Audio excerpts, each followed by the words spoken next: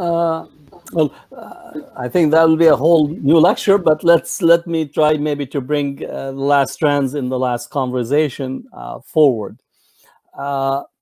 We are still living in a post-colonial world. The post-colonial world is structured on that the elites that are running and governing the post-colonial states have been trained in by the colonial powers or the post-colonial powers in the global north.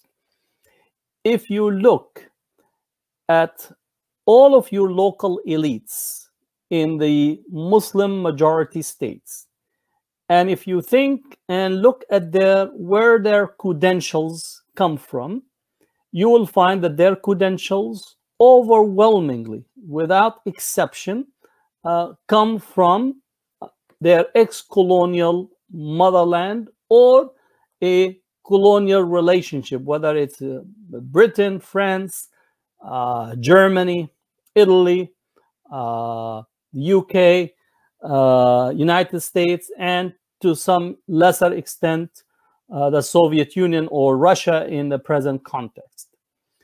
They were trained to be managers and to replicate the modalities, economic modalities, political modalities, socio-cultural modalities, religious modalities that have been crafted in the colonial world. And in as such, they also internalize their inferiority because they have set a discourse of imitation, which is something I speak about, that is structured on not having your own consciousness, self-awareness, understanding of your history, your legacy, and what brought you to this world in the way that can have a uniqueness to it. So that internalization becomes part of, again, of being in the world without actually being in the world on your own accords. And again, I'm not in here in terms of as a cultural exclusivist. I think Muslim history shows the dynamic nature of the Islamic societies, that it was always able to function in multi-cultural, multi-religious, multi-linguistic, and so on setting. So in this sense, the local elites that are there are managing and governing the structure to maintain the post-colonial state firmly established in its colonial legacies. I'm a person that believes that you have to engage in an intellectual, scholarly, educational project. That it's not a matter of only saying, well, it's wrong, and put your hands to the sky and say, La hawla wa la quwwata illa billah. There is no power except by Allah, which is an accurate theological point, but you need to actually structurally and systematically undo it. And one of the first and foremost is to actually reshape education. That's what I say. If you tell me what you educate your children and what type of schooling, what type of structure in education you have, then I could tell you what type of society you're going to have.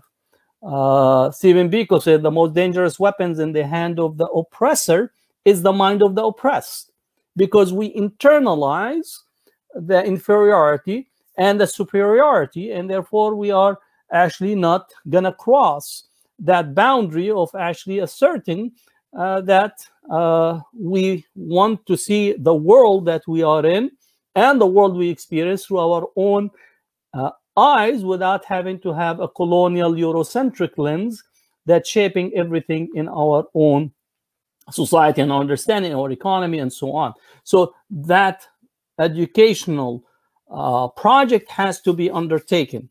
The second part is that we have to think about our economic relations. And this is not tipping into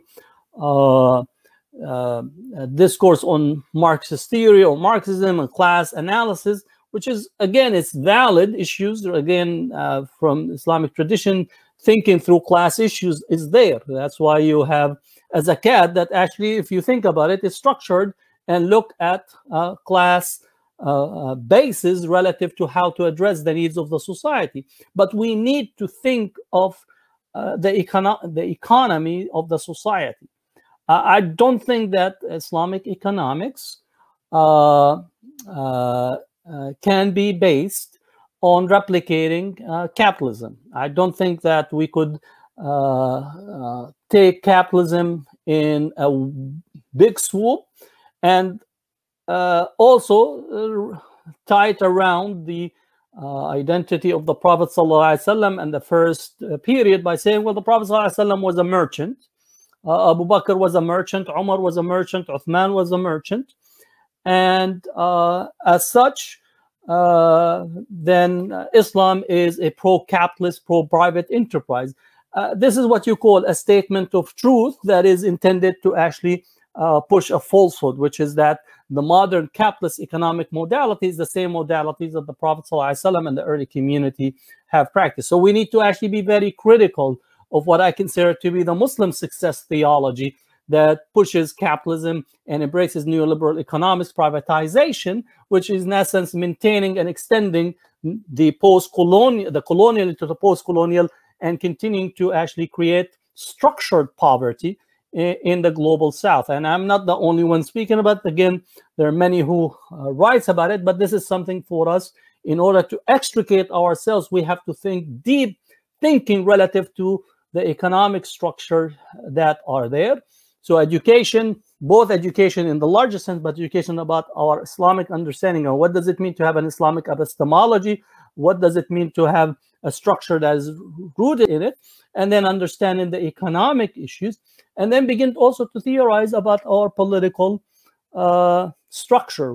One of the two of the areas that are least theorized